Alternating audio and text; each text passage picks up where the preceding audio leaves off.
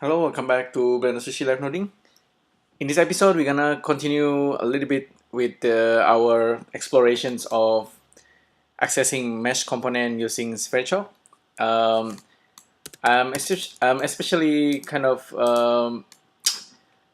interested with this Mesh Eval node, and I show you how it works earlier before. So let's say you have like a plane, for example. Plane is made up of 4 points, a single polygon, and 4 edges.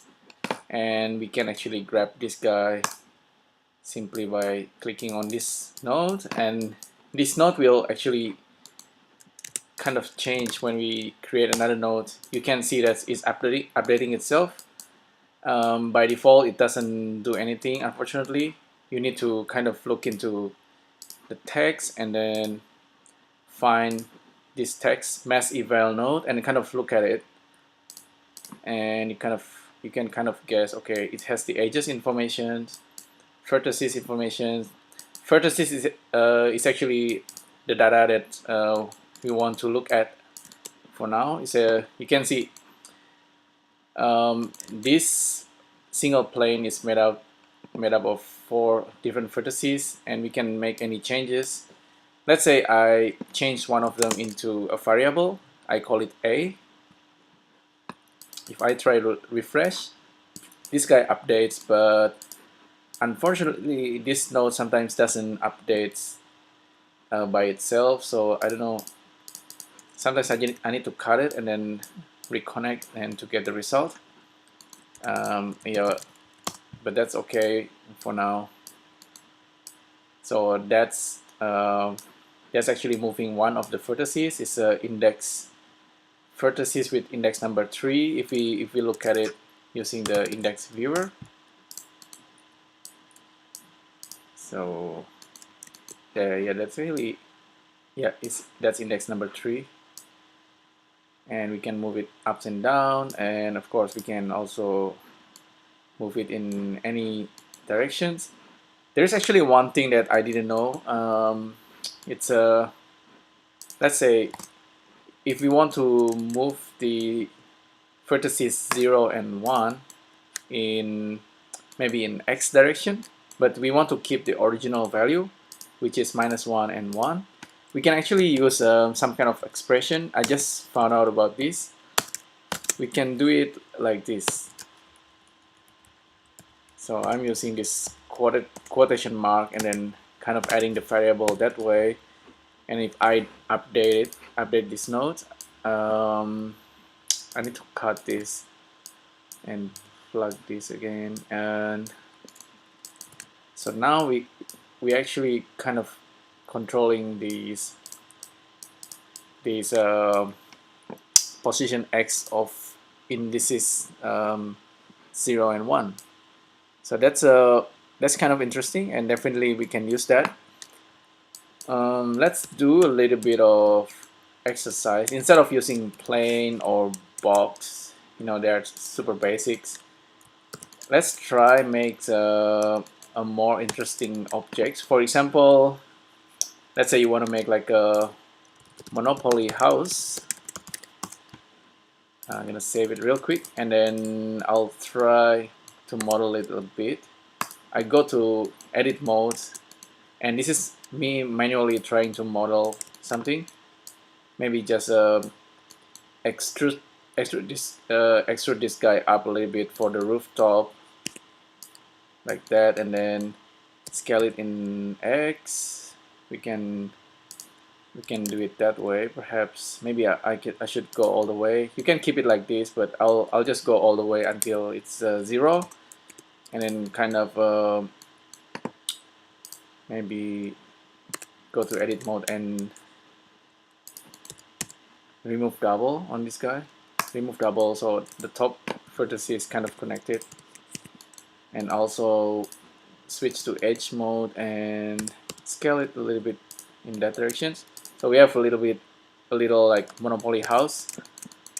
So this guy, yes, supposedly this is your kind of basic design. Probably I'll lift this a little bit so that it is on the ground. view, orthographic, make sure it's on the ground. Every good model should have like a default position.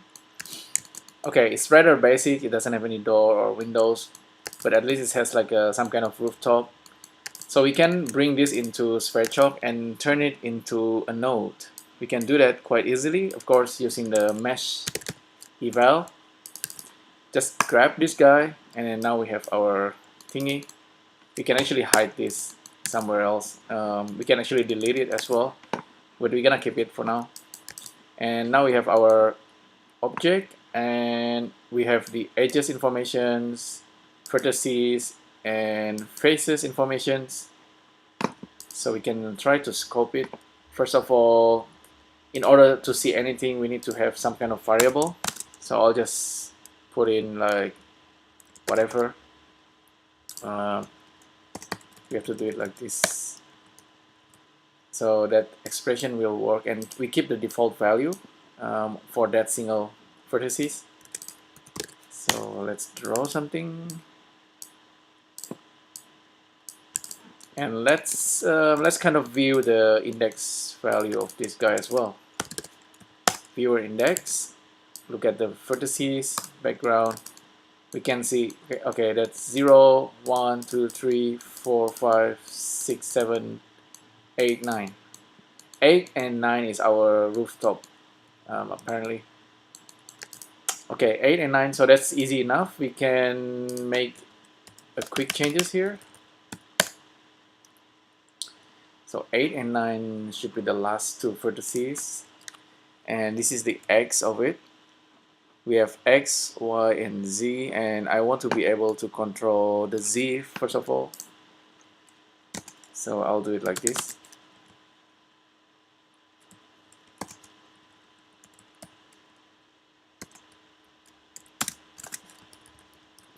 So hopefully by doing this, we can control the up direction. Let's update real quick. Now, okay, we have control over the Z, I believe. Just try using a value.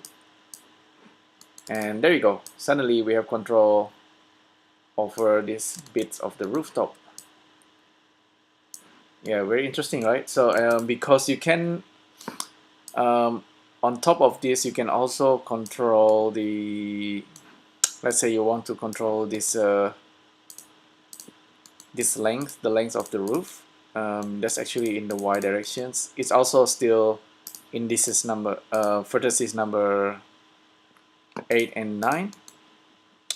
And I believe we just need to push this guy in that direction and this guy in that direction. So, and we're gonna do it using numbers.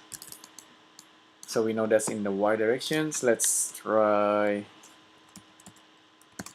this one is like Y plus, and this also like Y and plus. Update it,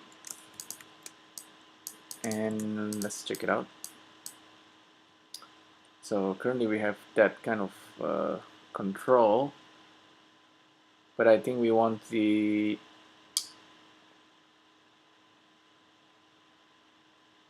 we want number 8 to go in the opposite directions, I believe. So maybe I need to multiply this by -1. Let me try doing that. There you go. So suddenly it's got the like kind of like the inverse of the value. Okay, that's pretty cool. And so we have control over the Z and the Y. Let's do one more thing. Let's see. We can of course use like apply matrix apply on this guy.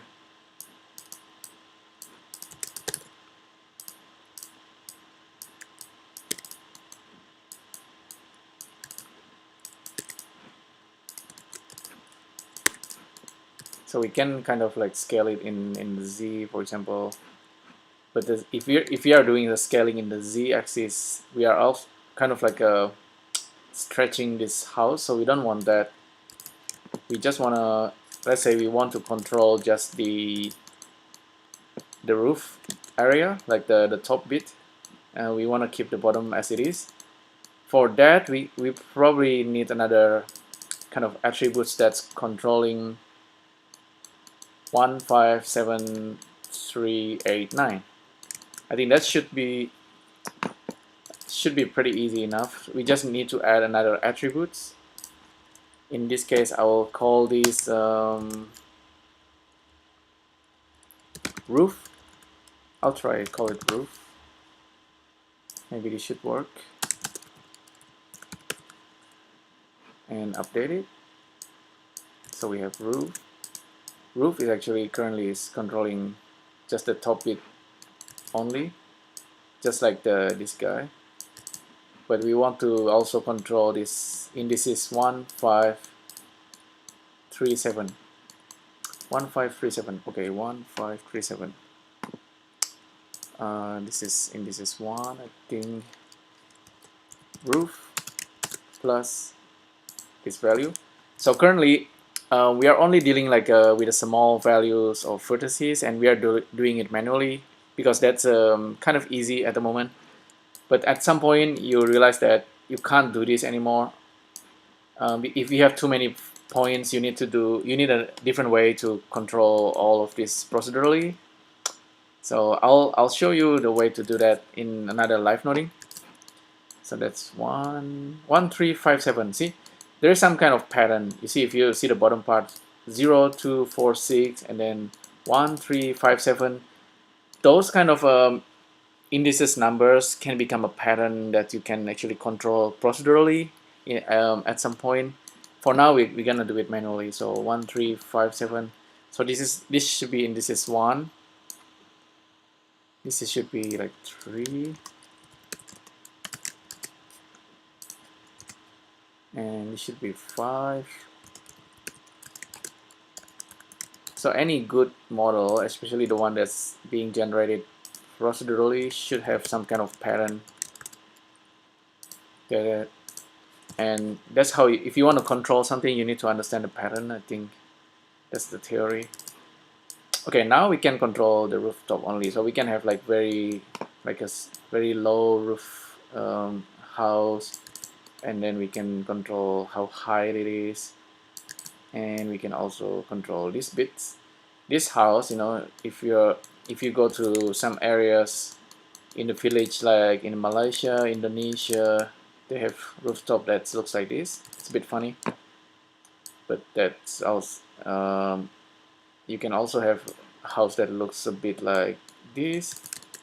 If you want more control, you can also have like a parameters that's controlling kind of like the width and the height and those kind of things. Actually, that should be part of the exercise if you want to do it. So for now, we don't need to see the index anymore. Now we have our parametric house. So monopoly house, very basic house. You can do a little bit of scaling here, randomization. It's totally up to you now. Let's generate like a bunch of this using its matrix, for example, matrix, and then plane, center it. Let's generate how many? 25. We can do that. 25 monopoly house, very easy. And then we can control the height, for example. Currently the height, you can see this number is a bit weird.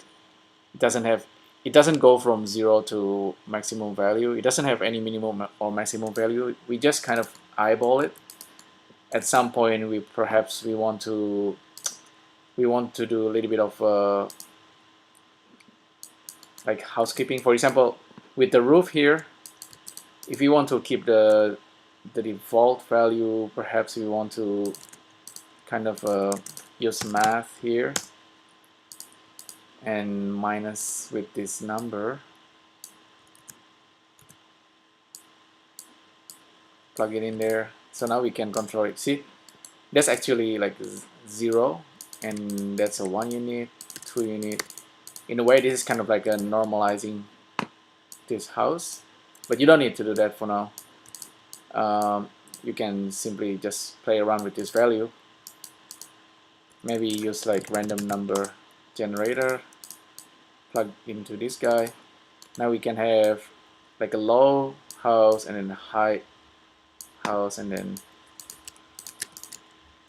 randomize the height.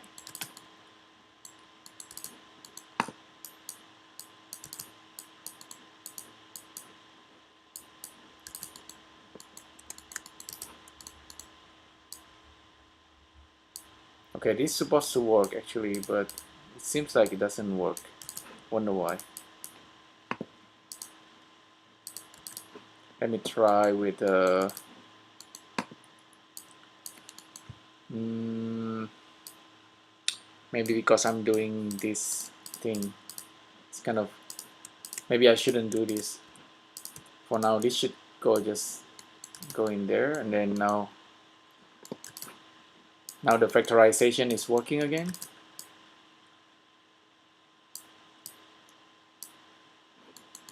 And give it a bit of shading. So we have 25 different houses, and each one has have different height. Currently, we don't have any control on the divisions, but this seems pretty good.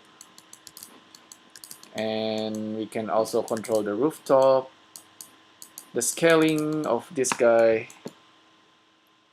Maybe we can just scale it from here.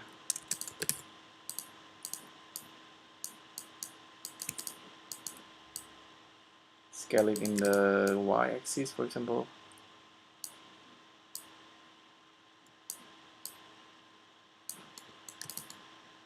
Or even randomize this.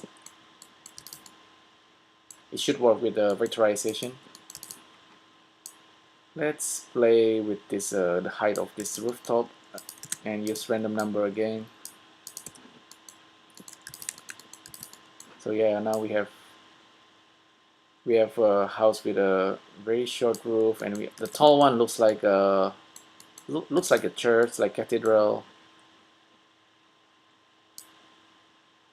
And we can randomize it if you like. And what else? So this looks like skyscrapers. You can also have this one, kind of interesting. And we can also control this guy right here.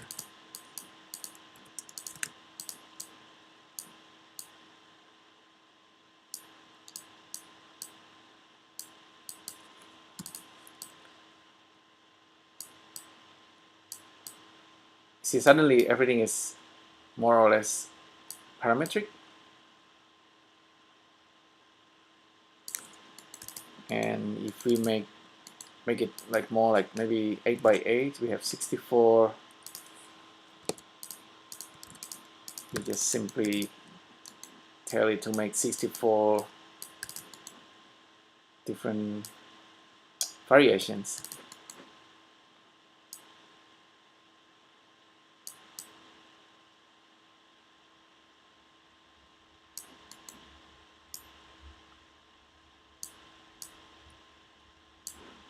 There you go.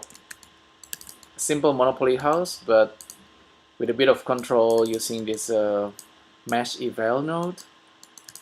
We actually generate our own kind of nodes, parametric nodes that generates all these.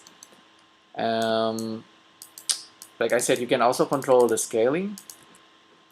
So I think that's probably a good idea as well. Let's use random vector. If we just plug in random vector into this guy, everything, sometimes they might flip because random vector give you like a negative value sometimes. We don't want that. Let's do it this way. Use some math. and absolute.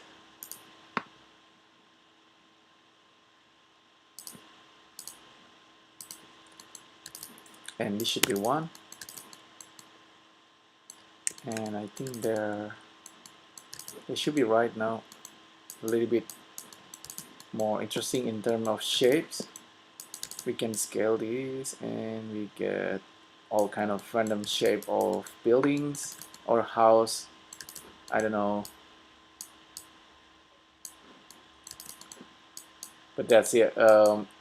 Everything is kind of procedural, so you can kind of decide what's the minimum value of this, and also this guy in terms of width and height. So once you have this variation, really there's a lot you can do. It's totally up to you if you want to keep everything in spreadsheet, but sometimes you want to bake it. You just bake it out, you know, and just group it. And with the grouping, you can, of course, you can have like a particle system that's kind of instancing all these houses. Let me try doing that real quick. We have this all this Monopoly house or like Lego kind of house. Maybe just generate a particles. How many? 1000. No problem. And just instance all the grouping. Oops. See, I always accidentally click on that whole group. Very bad.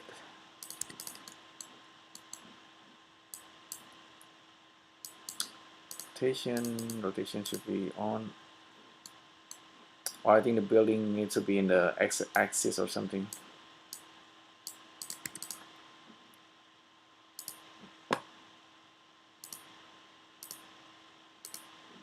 I'll just keep it like that for now.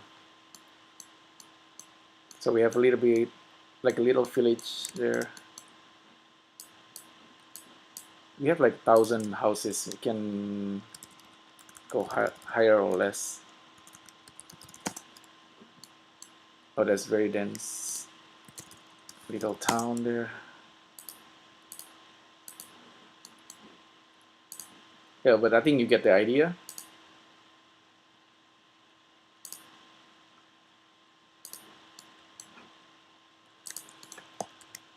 So a tiny little village made procedurally using spreadsheet, and of course it's all started from our base model that we can kind of modify, and then now we have all this.